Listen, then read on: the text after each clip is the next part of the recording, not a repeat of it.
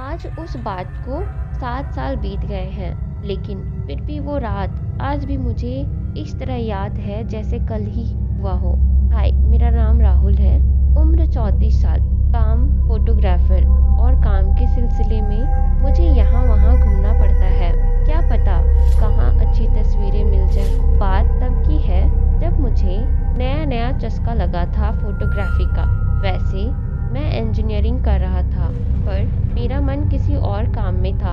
घर पर काफ़ी ज़्यादा गाली खाई थी शौक को अपना करियर बनाने के लिए, पर वो कहते हैं ना, जिद है बस जिद है। और हम बन गए जो हम बनना चाहते थे, ताकि मरते समय बात ना रहे कि हम जो करना चाहते थे वो कभी ना कर पाए, और जो कर पाए वो कभी करना ही नहीं चाहते थे। खैर, ये सब तो बातें चलती रहेंगी, का तो कोई अंत ही नहीं। पर मैं जो बात बताने जा रहा हूँ उस पर आते हैं। मुझे किसी ने बताया कि मेरे शहर से करीब 200 किलोमीटर दूर एक जंगल है, जिसमें मुझे कई खूबसूरत तस्वीरें मिल सकती है। और ये खूबसूरत तस्वीरें मुझे रात के समय में मिलेंगी। और हम भी अपना झोला झंडा उठाकर निकल पड़े। पहले ट्रेन, फिर बस और फिर ऑटो का सफर था, काफी थका देने वाला। काफी गई रात मैं वहां पहुंचा। फोटो लेने की हिम्मत नहीं थी, तो रात को फॉरेस्ट डिपार्टमेंट वालों के गेस्ट हाउस में रुक गया। सुबह करीब 3 बजे होंगे। मुझे लगा कि कोई शायद मेरे कमरों की खिड़कियों से देख रहा है। मैंने लाइट जलाई तो कुछ नहीं। बाहर टॉर्च लगाकर देखा तो भी कुछ नहीं नजर आया। हाँ, पेड़ की टहनियाँ जरूर हिलती हुई नजर आई। बाबूजी सो जाए, ये तो रात को रोज का काम है। कुछ नहीं है, कोई जंगली जानवर आ गया होगा। अब कुछ नहीं है, चौकीदार ने कहा। मगर बाबूजी को नींद कहाँ। खैर, जैसे ही सोने की कोशिश की, मेरे ऊपर एक छोटा सा पत्थर लगा। अचानक से मैं उचक कर बैठ गया। फिर लाइट जलाई, फिर टॉर्च लगाई, फिर कुछ नहीं। फिर से चौकीदार ने कहा, बाबूजी कुछ नहीं है, सो जाएं। फिर से सोने की कोशिश की।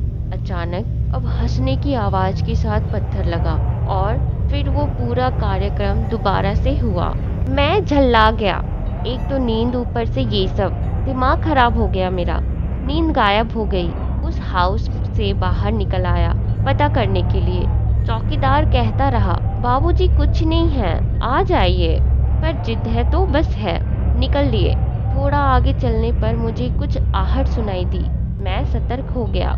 ये आहट इंसान की नहीं थी, कुछ भारी भरकम चला आ रहा था। पेड़ की ओर लेकर देखा तो क्या देखता हूँ, झाड़ियों को चिटकते हुए बड़े बड़े सींगों वाला एक जंगली भैंसा चला आ रहा था। मैंने जिंदगी में इतना बड़ा भैंसा कभी नहीं देखा था। फटके फ्लावर हो गई मेरी तो। मैं चुपचाप सांस रोके पेड़ के साथ दुबका रहा। जैसे ही वो निकला, मैं धीरे से वहां से निकलने लगा कि तभी टहनियाँ चिटकी और वो मेरे सामने आ गया। मेरी तो सांसें अटक गई। कुछ न सूझा। वो बड़ी तेजी से मेरी तरफ आया। मुझे तो जैसे काठ मार गया। मुझे सूझ नहीं रहा था क्या करूं।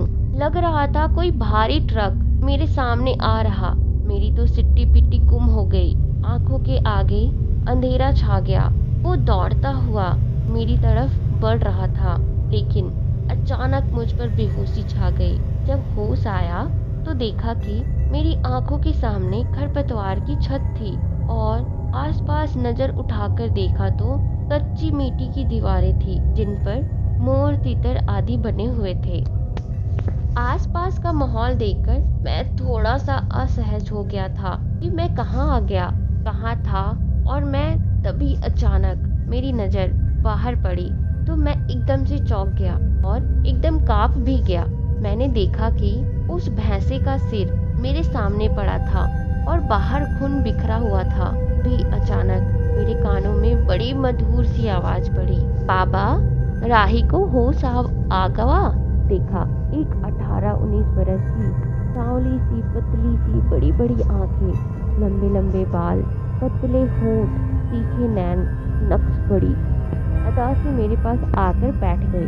मैं कहाँ हूँ और यहाँ कैसे पहुँच गया, मैंने पूछा तो उस लड़की ने हंसकर जवाब दिया, तुम पहुँचे नहीं बापू, पहुंचाए गए हो यहाँ जंगल में, जानत हो अगर हम नाई होते तो बापू आज तुम धरती पर ना होते।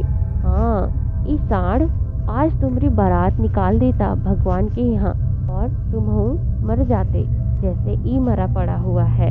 उस सांड को इशारा करते हुए उसने कहा, अरे बाबू, होश आया तुम्हें, बच गए आज तुम। अगर इन वक्त पर बिटिया तुम्हारा जान नहीं बचाती तो आज तुम जमराज घर होते।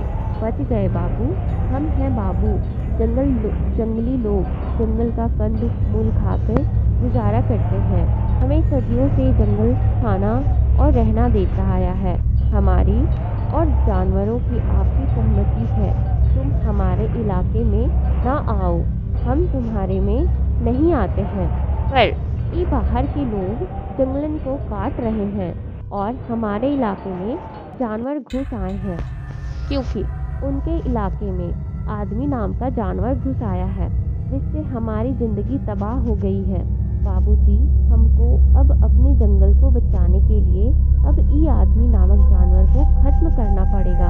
पर इसके हाथ में कोनो हथियार नहीं था, इसलिए आपको नहीं मारा, वरना आपको अगर सांड ना मारता तो हम खत्म कर देते।